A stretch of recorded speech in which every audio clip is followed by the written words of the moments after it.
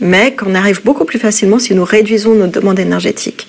Donc si on réduit notre utilisation de ressources, on arrive à substituer notre énergie avec des énergies renouvelables, on arrive à substituer notre nourriture beaucoup trop basée sur des produits animaux, sur une alimentation basée sur des plantes. Donc on y arrive avec un bon niveau de vie possible pour tous sur Terre, y compris pour les personnes dans les pays en voie de développement, y compris avec la croissance démographique.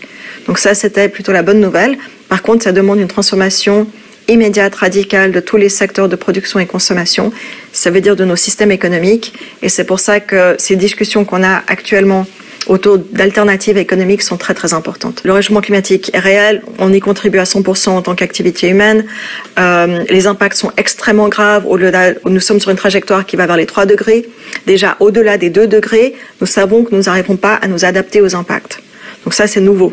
Dans les précédents rapports du GIEC, l'état de la science, c'était que 2 degrés de réchauffement, ça paraît petit, un nombre, ça paraît petit, et les gens pensaient sans savoir que ce serait un niveau de réchauffement auquel on arriverait à s'adapter, qu'on arriverait à vivre avec.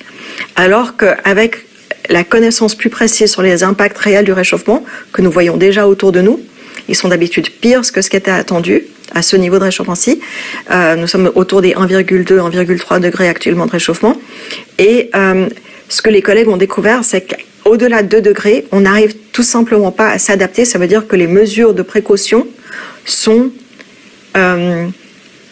inadéquates, largement inadéquates. Partout sur Terre.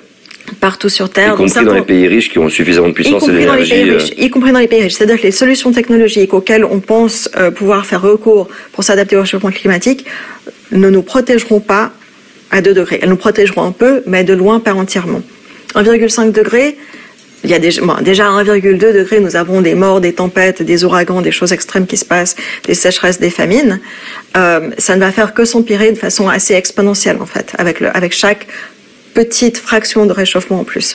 Donc voilà, donc ça c'était un des grands messages du 2e rapport du GIEC, du 2e groupe de travail, qu'au-delà de 2 degrés, c'est mission impossible pour l'adaptation. Ça ne veut pas dire que tout le monde va mourir, de loin pas, mais ça veut dire que la vie va devenir beaucoup de gens vont mourir et que la vie va devenir quand même assez impossible beaucoup plus difficile pour tout le monde.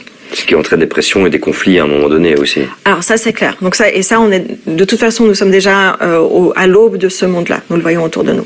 Donc c'était le 2e rapport du GIEC. C'était probablement le rapport le plus important qui est sorti pendant ce sixième effort du GIEC. Et malheureusement, il a été complètement oublié par les médias parce que la guerre en Ukraine a été déclenchée exactement au même moment qu'il est sorti.